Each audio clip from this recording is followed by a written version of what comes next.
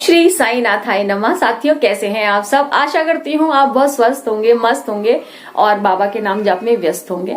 तो साथियों, आज जो बाबा की आपको मैं लीला बताने वाली हूँ उसमें हम ये जानेंगे कि कैसे अगर हम बाबा की मर्जी के बिना कोई भी कार्य करते हैं तो उसमें हमें हमेशा घाटा ही रहेगा या फिर उसमें हमारा कोई भी फायदा नहीं होगा, हमारे लिए नुकसानदेह होगा। तो आज की लीला में यही बताऊंगी मैं।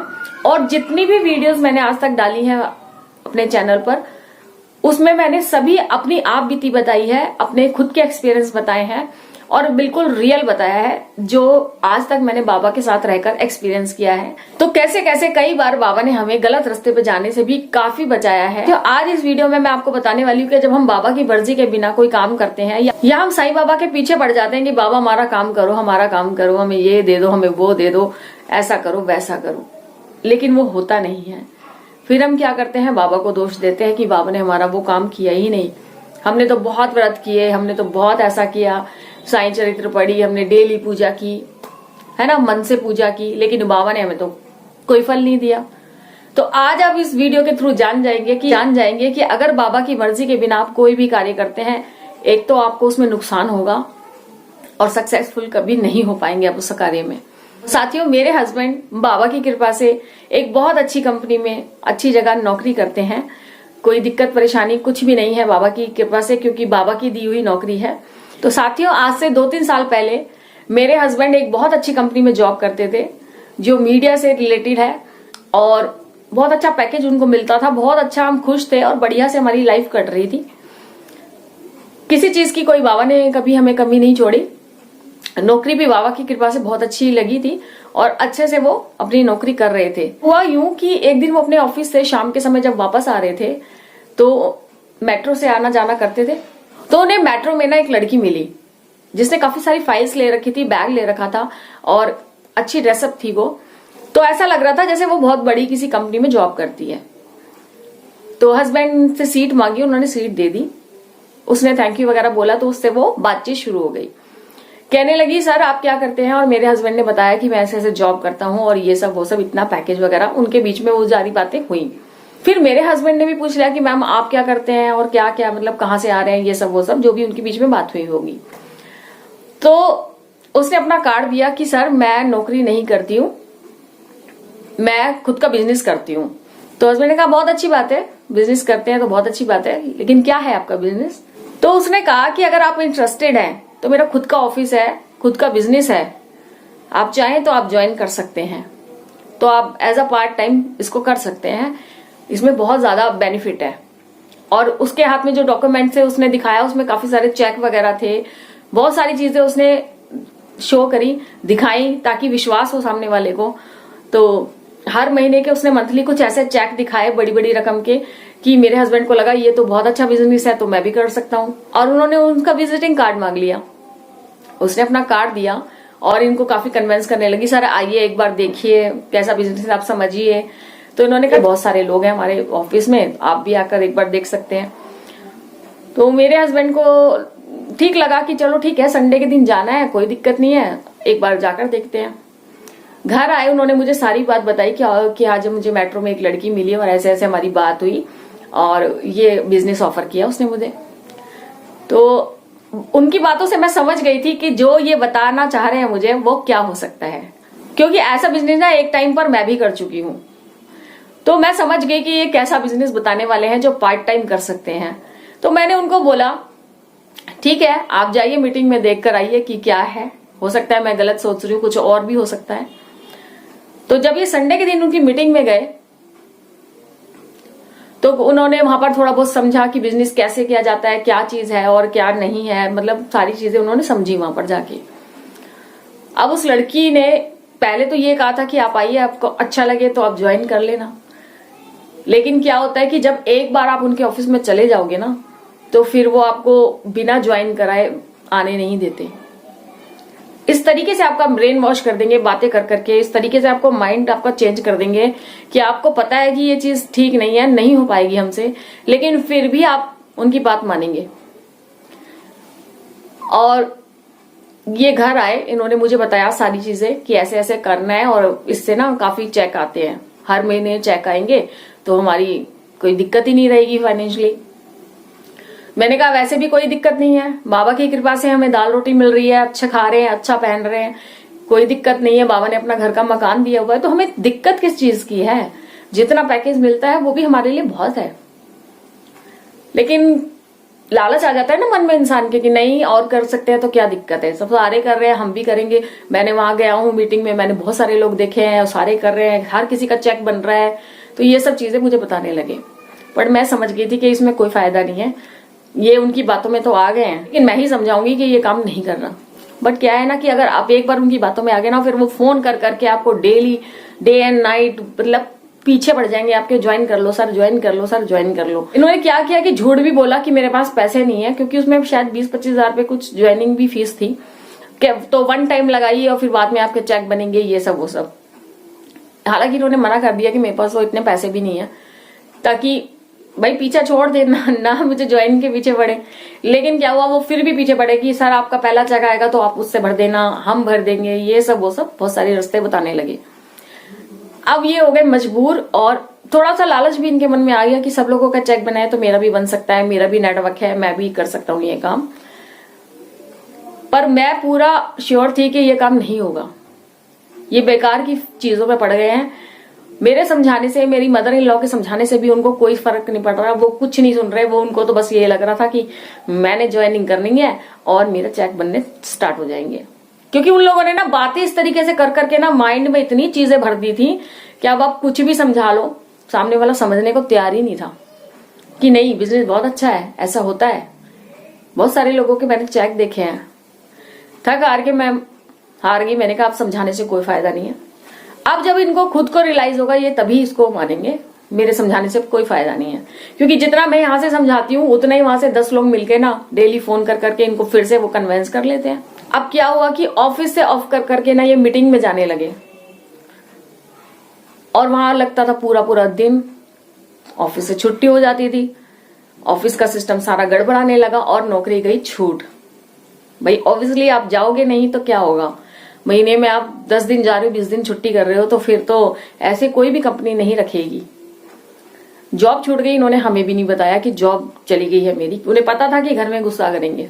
हालांकि मैं अपने हस्बैंड की एक्टिविटीज से जान जाती हूँ कि वो प्रॉब्लम में है या खुश है या दुखी है, जैसा भी मैं उनको समझ जाती हूँ।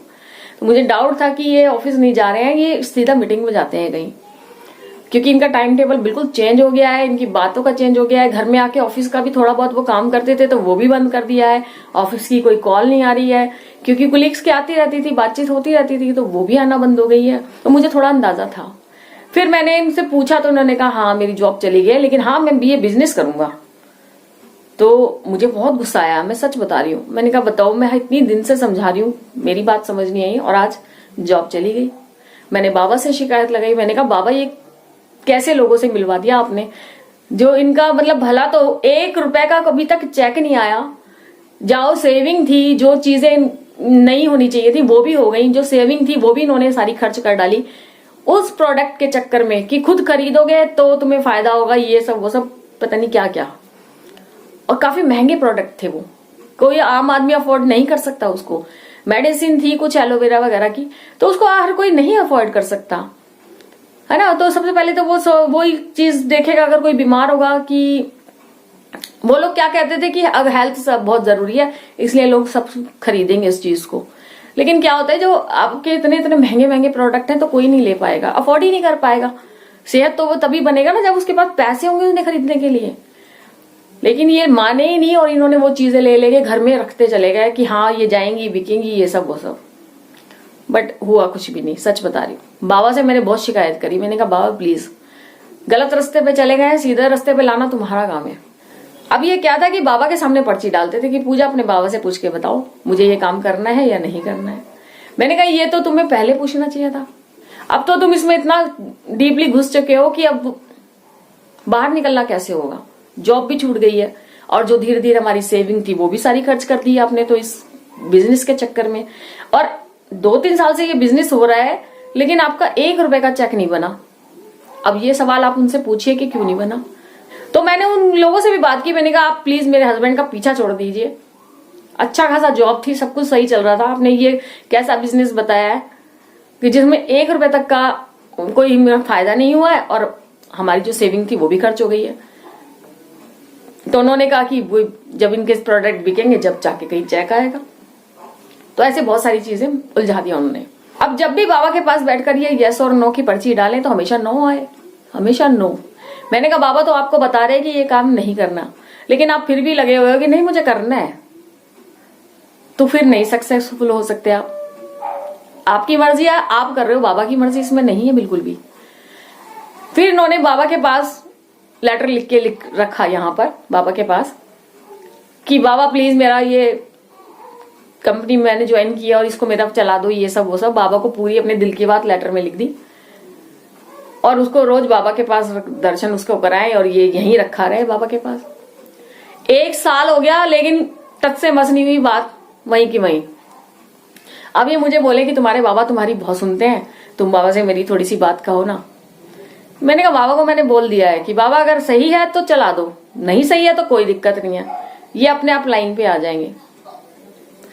तो ये तब भी नहीं माने। देखो उन्होंने अपने विजिटिंग कार्ड वगैरह और एक लेटर बाबा के लिए शिरडी के लिए भी लिख दिया।